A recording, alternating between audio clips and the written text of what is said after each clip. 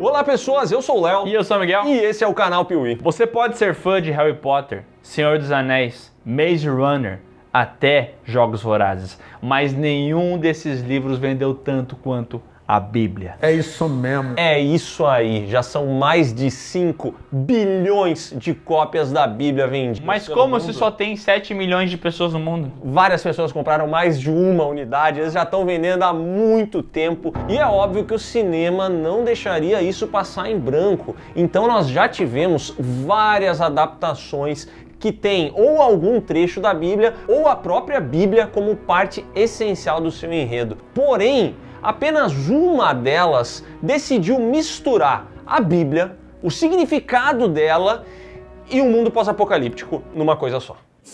Estamos falando do filme O Livro de Eli, adorado por muitos, detestado por outros e esquecidos por uma galera também, mas que aqui no Piuí será lembrado em mais um Filmes que Existem. Pro Eli, o importante é o livro, por isso que é O Livro de Eli. Para nós, é o like do Piuí. Pá!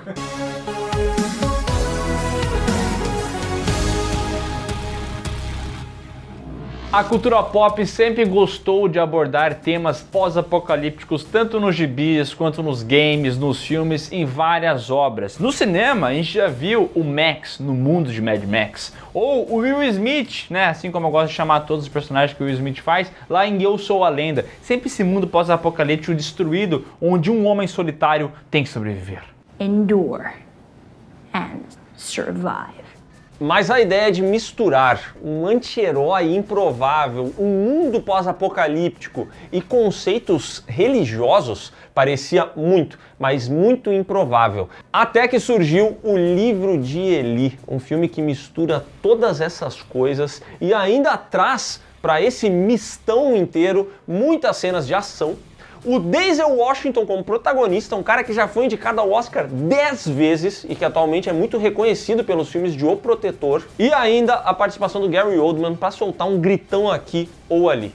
É uma mistura muito bizarra, mas para algumas pessoas ela deu certo. Dentro da igreja, sabe quem gostou? Quem?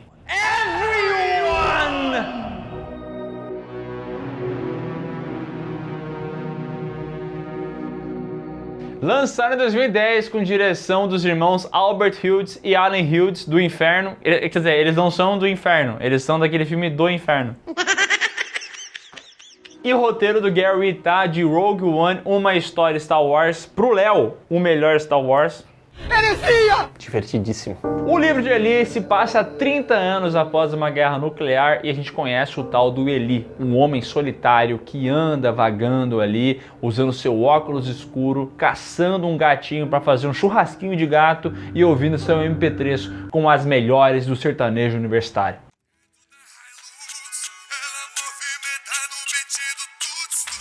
Eli também carrega um livro sempre enrolado em um pano e tudo mais, parece algo muito importante para ele. À noite ele vai lá, dá uma lida naquele material. O livro de receitas da Ana Maria Braga. É quase isso aí, mas se engana quem pensa que a vida do Eli é tão fácil assim, porque esse universo pós-apocalíptico de Pacífico não tem nada. Não é à toa que num belo dia o Eli tá caminhando ali pelas ruas devastadas, pelo que um dia foram ruas, quando ele encontra uma mulher pedindo ajuda, ele tenta ajudar ela e de repente se vê preso numa emboscada com vários saqueadores. E é nesse momento que a gente descobre que o Eli é brabíssimo, porque ele simplesmente dá uma surra em todos eles.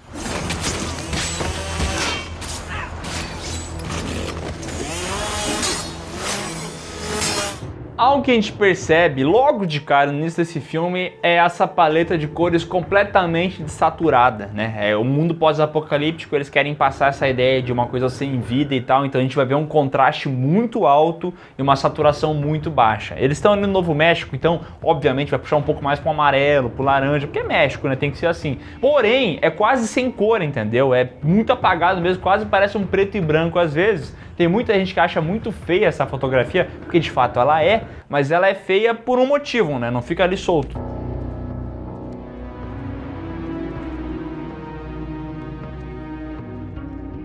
Agora, uma outra coisa que chama atenção nessa primeira cena de ação é que a gente percebe, teremos algum tipo de criatividade, porque essa cena inicial, onde a gente vê só a silhueta do Eli e ele dando uma surra em geral, é bem interessante.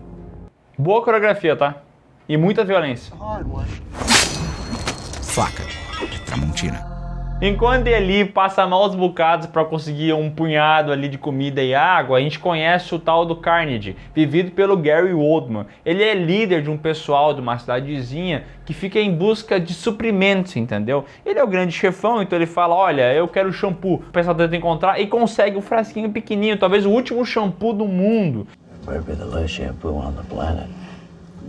Esse filme deixa claro que no fim do mundo, uma coisa simples como um frasco de shampoo pode ser uma relíquia extremamente valiosa. Sabe por quê? Porque todo mundo quer ter cabelo, especialmente um cabelo bem cuidado. Mas isso é ótimo. E seja nos dias de hoje ou no apocalipse, a calvície vai continuar atingindo 50% dos homens e acabando com a autoestima deles. Mas em vez de esperar sentado o fim da sua cabeleira ou do mundo, está na hora de você acabar com esse mal que é a calvície com os produtos da Manual, uma empresa especializada em tratamentos para a calvície masculina em estágios iniciais ou avançados. Os tratamentos da Manual são personalizados, prescritos por médicos e oferecem acompanhamento clínico ilimitado, sem custos extras. Para isso, basta acessar o link aqui na descrição, responder o questionário e pronto. Todo o processo é prático e 100% online. Os produtos chegarão na sua casa em uma embalagem super discreta e com frete grátis. E a partir do 4º mês de uso, conforme prescrição médica, os resultados já começam a ficar mais visíveis. E com o cupom 40CinemaPiuí você vai ganhar 40% de desconto no primeiro pedido. Mas sério, corre para pegar esse cupom porque ele é por tempo limitado. Não espere o cupom expirar e não espere o fim do mundo. Acesse o link da descrição agora mesmo e cuide da sua calvície com a Manual. Só que ele quer uma coisa muito mais específica do que isso, um certo livro. O livro de receitas da Ana Maria Braga. Cara, esse é um cara que entende que a cultura muda a nossa realidade. Eu acho que eu devo quem eu sou à leitura. O problema é que os escravos, os capangas do Carnegie não sabem ler. Então eles têm uma certa dificuldade de encontrar o livro que ele quer, entendeu? Os caras chegam todas as vezes com vários livros, mas nunca tem o livro que ele realmente está procurando. E o caminho desse pessoal todo vai se cruzar no dia em que o Eli chegar até a cidade comandada pelo Carnegie. O Eli vai até um bar local em busca de água, vai lá com seu cantilzinho, enche aqui pra mim, só que ele consegue arranjar confusão sem fazer absolutamente nada com um desses capangas do vilão. Falou comigo? Não, gracinha, falei com a puta que te pariu. E ali o cara começa a incomodar o Eli, começa a falar assim, ô meu, o que tu tem aí contigo e tal. E o Eli, ele tem paciência pero no mútil, entendeu? Ele não quer confusão. Mas quando alguém quer confusão com ele, então ele vai lá, aceita isso e ele simplesmente dá uma surra em mais uns 15 caras aqui. Aqui no sul a gente chama isso de camaçada de pau.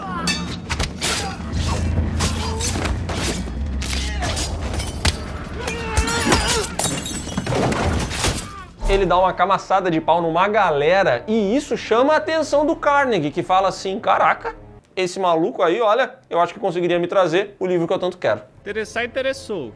E assim como o Léo falou antes, a direção do filme é boa ao mesmo tempo que às vezes não é. Então a gente vai ver algumas cenas que realmente sabem usar a câmera ali sem cortar muito, mas ali na cena do bar, por exemplo, tem vários cortes, né, que meio que escondem o que está acontecendo. E assim, isso era uma coisa bem comum logo depois do período dos filmes do Bourne, né? O Bourne veio aí com essa ação super frenética, cheia de cortes, que meio que instalou como é que seria. Em 2013 teve John Wick que revitalizou toda a visão que se teria do que é uma boa ação. Então como esse filme está no meio do caminho, ele tem as duas coisas, né?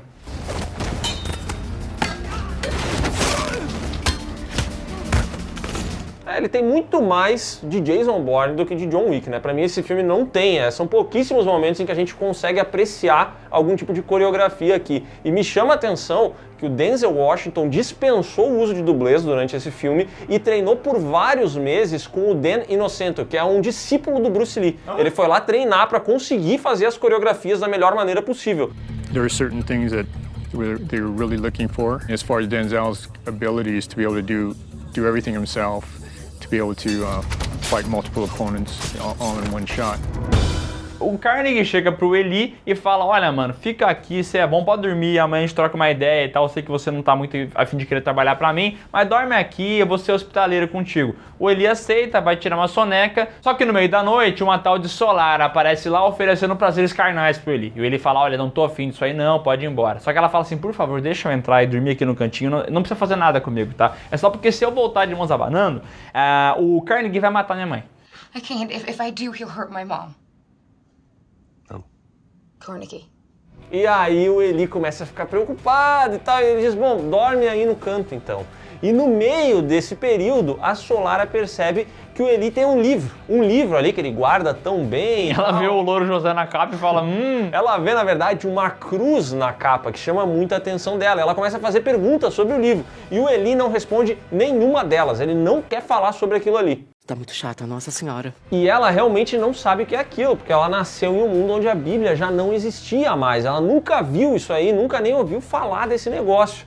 Só que a gente entende o que está acontecendo e a gente percebe que o Eli, na verdade, é um homem muito religioso. Tanto que antes de eles fazerem ali uma jantinha, ele fala para ela, não, espera, primeiro a gente vai agradecer por esse alimento. Dear Lord, we thank you for this meal. We thank you for a warm bed and a roof over our head on cold nights. E aí a gente vai vendo esses dois desenvolverem uma espécie de conexão peronomútil. É porque, de um lado, a gente tem o Denzel Washington, indicado a 10 Oscars, um ator foda, bom pra caramba. Do outro lado, a gente tem a Mila Kunis, que é uma cidadã que existe, né? Uma atriz que nem diria que é medíocre, eu digo que é ruim mesmo, uma atriz que não consegue entregar. Então, assim, o Denzel Washington tá se esforçando e ele consegue passar muito bem essa imagem messiânica que tem o Eli, de um cara que tem algum conhecimento de alguma coisa, um cara recluso e tal. Um homem meio movido pela fé, né? Exatamente. E aí a Mila Kunis faz a Solar, uma pessoa inocente, curiosa, mas assim, não consegue entregar uma coisa muito cativante. Então, realmente tem uma queda muito grande de atuação entre os dois, né? Nós simplesmente não estamos operando ao mesmo nível de respeito mútuo que assumi. Não, eu acho que não.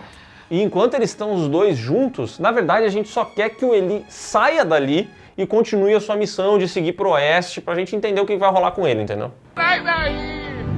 No dia seguinte, o Carnegie descobre por meio da Solara, que é uma boca de sacola do caramba, que ele tinha um livro com uma cruz. E aí o Carnegie lembra que todos os livros com uma cruz foram destruídos na história da guerra e tudo mais. Então, putz, será que aquele ali é o livro que ele tá procurando? Deve ser. Então ele tem interesse em pegar esse livro pra ele. Então a gente meio que entende que esse personagem, o Carnegie, ele é comandante dessa cidade, mas ele quer ser comandante do mundo inteiro se ele conseguir, entendeu? E o conhecimento que tá naquele livro ali pode ser importante pra ele, mas também pode fornecer algum tipo de libertação para as pessoas que vivem naquele mundo. Então, se elas leem aquilo ali, elas talvez não queiram segui-lo. Isso porque atualmente o Carnegie, ele já meio que se considera o deus desse mundo pós-apocalíptico. E se as pessoas descobrirem que existe uma outra possibilidade, um outro deus, isso pode arruinar os planos dele. Então ele decide que vai roubar o livro do Eli, só que o Eli é bravo, vira de costas e vai embora. Então os capangas começam a tentar atirar no rapaz messiânico aí, só que nenhuma bala pega nele. A gente fica, ué, o que tá acontecendo? Será que o cara é ruim de mira? Será que a arma tá falhando? Ninguém entende muito bem. Que porra é essa, marreco? E aí o Eli fala, quer saber, mano, vou acabar com esses caras. E começa um grande tiroteio à lá Sérgio Leone, onde o Eli dá cabo de quase todo mundo.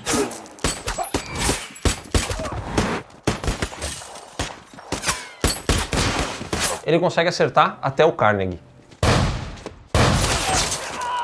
O Eli sai vazado dali e segue a sua jornada, só que ele não percebe que é seguido pela Solara. Ela vai atrás do cara, mas ela não quer roubar o livro dele, muito pelo contrário, ela quer acompanhá-lo nessa jornada. E assim os dois se unem, a Solara leva o Eli até uma caverna, onde tem um estoque ilimitado de água, e aí eles vão lá, trocam uma ideia, e o Eli prende ela dentro desse local, porque ele tá focado na missão, ele sabe que precisa seguir pro oeste, ele ouviu isso de uma voz um dia, e ele não quer mais confusão, então ele deixa a garota presa lá, tudo para 2 segundos depois ela ser libertada por uns capangas, acabar caindo numa armadilha e precisando do Eli para resgatar ela de lá. E aí os dois se unem de novo. E eu fico com a impressão que aqui tem uns 20 minutos de filme que não precisava nem existir, sabe? Esse momento, prendi na caverna para ela se libertar, para eu resgatar. Cara, só tira fora isso aqui, segue os dois e deu. É uma side quest para fortalecer a relação dos dois personagens. E fortaleceu?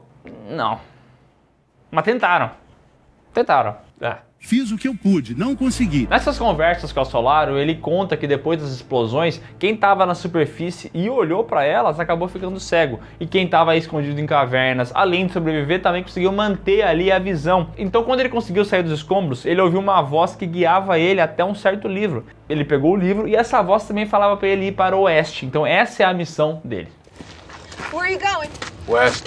E é legal que a Solara pergunta, tá, mas pra onde? O que tem que achar? Qual é que é a parada? E ele fala, não, eu não sei pra onde eu tô indo e nem o que eu preciso encontrar, porque eu não sou guiado pela minha visão, mas sim pela minha fé. It's faith, it's faith. It's the flower of light in the field of darkness is giving me the strength to carry on. You understand? E aí ele também vai explicar pra ela o que é fé, uma coisa que às vezes parece que não faz sentido, mas ele diz pra ela, cara, é isso, eu acredito nisso e eu vou atrás disso. Esse filme aqui, ele tem essa fotografia bem marcada, sem cor, que a gente já comentou. Então, às vezes a gente vai ter uma outra fotografia bacana, sabe? Até parece um wallpaper do Windows, assim, um grande foco de alguma coisa velha com ele parado, uma paisagem, um carro velho, coisas assim interessantes. E eu sei que é a intenção do filme criar essa relação de mundo morto e tal, mas às vezes até incomoda, né? Eu diria que o que mais me incomoda nessa altura é que eu acho que o filme não consegue se aprofundar muito no tema que ele se propõe, sabe? Os diálogos são bem rasos, é o Eli falando algumas frases legais sobre a percepção dele de fé, a maneira como ele enxerga o mundo. A Solara não acrescenta absolutamente nada, ela realmente é só a orelhinha que tá ali pra ele poder falar essas coisas. Então eu acho que chega uma hora que parece que o filme, que tinha uma premissa interessante, ele meio que bate no teto, sabe? Eles não conseguem levar isso pra um outro nível. E ele fica ali transitando entre um filme de ação genérico e um filme que tem um conceito interessante, mas também nunca vai muito adiante. A impressão que me dá é que essa mesma ideia, com outros profissionais, com outro diretor, podia se tornar algo muito melhor. Falta profissionalismo. No meio da andança, o Eli e a Solara acabam caindo numa armadilha de dois velhinhos. Só que são dois velhinhos bacanas que resolvem ajudá-los. Só que o Carnegie acaba encontrando eles nessa casa e começa a sentar o dedo no gatilho e dá muita bala nesse local. Eles realmente destroem aquela casa, matam a senhorinha, o esposo dela fica pistola e resolve atirar. Acaba morrendo também. E aí é uma grande batalha, tiro pra cá, tiro pra lá. E vou dizer uma coisa, tá? Aqui a direção manda bem. Tem uma hora que a câmera vai viajando entre o ponto de vista dos capangas do Carnegie e o pessoal dentro da casa. E a câmera vai e volta o tempo inteiro. E isso é bem legal, né? É uma cena de ação bem bacana que termina com o Carnegie conseguindo capturar a Solara. E aí ele fala pro Eli, ou tu me entrega o livro ou a garota vai rodar. E nesse momento o Eli entrega a Bíblia que ele tanto cuidava para o Carnegie levar embora.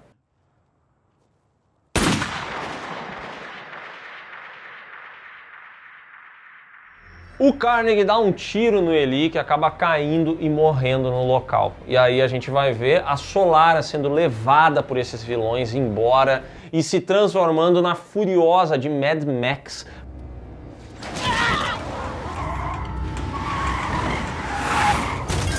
Porque de repente ela consegue dominar as pessoas que estavam levando ela embora, assumir o controle de um caminhão, jogar granada no resto do comboio. Ela simplesmente acaba com todo mundo que estava caçando ela e mais do que isso, ela consegue encontrar o Eli cambaleando no meio do deserto. Levou um tiro, mas ele continua andando, né? Porque a fé é o que move esse homem. Eles caminham até chegar num lago, nesse lago eles entram num barco e vão remando até um local, uma ilha. E nessa ilha tem um pessoal, e o pessoal da ilha pede pro Eli e a Solara se identificarem. E eles se identificam e depois falam que eles estão ali em posse da Bíblia do rei Jaime I, porque essa Bíblia foi traduzida na Inglaterra anos atrás e eles têm essa Bíblia. Então o pessoal aceita eles entrarem ali e lá tem um pessoal que cuida dos livros, é uma biblioteca gigante. Então quando eles chegam com a informação de que ele tem a Bíblia, o pessoal fica muito encantado com essa informação. Só que, a gente sabe que isso não é verdade, porque a Bíblia tá lá com um Carnegie, né? Mentiroso! Mas o George da biblioteca não sabe, recepciona o Eli muito bem, já começa a falar, a nossa impressora tá voltando a funcionar, nós vamos fazer um monte de cópia disso aí. Dizem até que é da Epson a impressora. Não sei que impressora é, mas eu sei que o George fica animadíssimo, tá louco pra vender um monte de livro. Mentira, ele não tá louco pra vender um monte de livro, ele só quer fazer os livros mesmo. Eu gosto.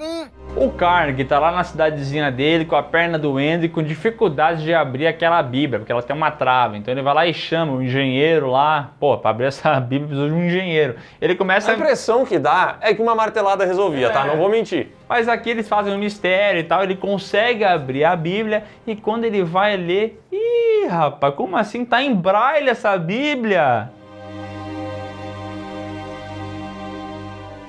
E aí fica subentendido que o Eli era cego e o que movia ele era a fé realmente, entendeu? Quem fazia ele conseguir batalhar tão bem, as balas desviarem no corpo dele e faziam ele ir pro oeste era de fato a fé que ele tinha em Deus. Então era Deus comandando esse homem. Eu sou movido pela minha fé. E essa é uma coisa que incomoda muitas pessoas, porque o Eli faz coisas impossíveis durante a rodagem desse filme aqui. Ele é realmente um herói de ação desses que é difícil de a gente encontrar nos filmes. E essa galera costuma inclusive falar que não, ele não era cego. Ele sabia ler braille, mas ele não era cego. No entanto, o filme dá várias pistas ao longo de toda a rodagem dele de que sim, o Eli realmente não tinha a visão funcionando. No início do filme, por exemplo, ele mata um gato, mas ele só vai matar o gato depois que o gato mia. Antes disso, ele não toma nenhuma ação.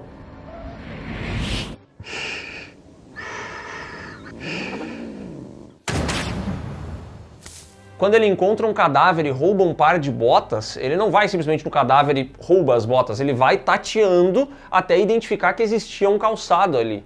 O sentido dele é super aguçado, então ele sente o cheiro de pessoas muito longe, ele consegue perceber algumas paradas, ele é quase um demolidor. Ele até fala em alguns momentos, quando ele vai cair numa emboscada, que ele tá sentindo o cheiro de gente suja, alguma coisa assim, sabe? Ele tem esse super olfato e tal. The only good thing about no soap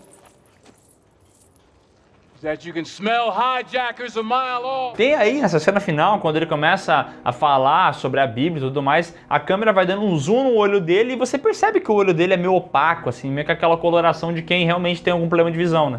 E essa imagem do olho é justamente o final desse filme, porque a gente vê o Carnegie frustrado, porque ele achou o livro que queria, mas isso não serve de nada para ele, enquanto de outro lado, o Eli, que tem uma memória impressionante, começa a recitar toda a Bíblia para o George, que escreve ela à mão para aí sim poder fazer várias cópias e imprimir vários livros. Em paralelo a isso, a gente vê que o império do Carnegie começa a ruir, porque o pessoal que era subordinado dele começa a meio que tentar quebrar tudo, tentar tomar o poder, então ele não tem um livro ali, ele não consegue lê-lo, e o pessoal também está tomando poder, então o Carnegie se ferrou. E a Solara, que realmente é a personagem que importa do filme, porque chega no final a gente quer saber o que aconteceu com ela. Pois bem, ela agora faz cosplay de Eli e caminha pelo deserto. Exatamente, nosso querido Eli morreu, foi enterrado e ela virou a Eliana, eu acho, sei lá, porque ela sai lá com o outfit dele e jura, jura. Por quê? Por quê? A troco de quê? Foda-se! O livro de Eli custou 80 milhões e faturou 157. Fez um dinheiro, mas não tanto. E as críticas também foram mistas, tanto da crítica especializada quanto das pessoas. Só que assim, ele é um filme que acabou conquistando o coração das pessoas depois de um tempo. Hoje em dia tem muita gente que é muito fã dele, talvez pela temática religiosa, tem gente que é ligada com a Bíblia e tal, e acha bacana ver essa visão de um homem que é guiado pela fé. O filme, enquanto filme, funciona às vezes e não funciona outras. Então realmente é um filme meio inconstante, né? Eu diria que ele é constantemente medíocre, sabe? Porque eu acho que ele faz cenas de ação, mas ele nunca consegue fazer boas cenas de ação, assim, muito boas. A primeira é boa, vai. Embaixo da ponte. É legal, mas assim, são 30 segundos daquela batalha. E a cena da né? batalha da casa também é boa, isso que eu tô falando. Tem duas cenas boas que dá pra lembrar. Tem mais esse momentinho, ao mesmo tempo, essa mediocridade pra mim ela também tá na exploração do tema central do filme, entende? Porque eles trazem essa premissa muito interessante do cara ser movido pela fé, só que, cara, quando chega um coadjuvante que poderia engrandecer isso, não acontece, ele fica sempre na mesma, entendeu? O papo de estou caminhando pro oeste, cara, ele vem, ele volta, estou indo pro oeste, sou movido pela fé, Chega uma hora que tu tem que dar um passo além e mais, se aprofundar um pouco mais. Bora, culpado! E o filme não consegue. Então eu acho que ele é sempre parece que vai ser muito bom, mas ele nunca consegue ficar muito bom. Felizmente, tem um Denzel Washington aqui que é um imã do carisma, ele é um cara muito magnético, ele chega na cena, você presta atenção nele, ele fala, você ouve, ele é um cara realmente muito interessante. Então, se não fosse ele, o filme morria, né? Exatamente, porque a melhor coisa do filme é o personagem em si, entendeu? O Denzel Washington realmente consegue fazer essa figura messiânica, um personagem legal, interessante, a gente quer saber o propósito dele, ele é misterioso na medida certa, então ele acaba movendo essa trama. Infelizmente, ele é um personagem top num filme que apenas existe. Isso faz com que a gente se pergunte se a série que tá chegando vai conseguir manter esse personagem tão interessante. Porque tá pra chegar aí um prequel de O Livro de Eli, onde o protagonista será o John Boyega. Então a gente vai ter um novo personagem nesse universo pós-apocalíptico, porém um pouco antes dos acontecimentos desse filme aqui, entendeu? Nossa, isso vai ser uma merda. Tem tudo pra ser ruim, né? Então é isso, pessoal. Se você gostou desse vídeo, dá um like aqui embaixo, se inscreve no canal, marca o sininho e comenta. Você é um fã do Livro de Eli ou você não curte tanto? Acho curioso que tem um Livro de Eli que é filme, podia ter o filme de Eli que é um livro. Puta merda, cara. E podia ter a música de Eli, que é uma pintura. E o game de Eli, que é um clipe. Excelente, cara. Excelentes ideias. Olha quanta coisa a gente desenvolveu agora. Ó, não se esquece de conferir aqui nos links que estão na descrição do vídeo. Vai lá nas nossas redes sociais, vai ouvir o podcast, vai assistir as lives do Miguel. E a gente se vê logo mais em um outro vídeo do canal Piuí. A gente tá direto aqui agora, né? Cara, estamos bastante. Então a gente tá sempre presente.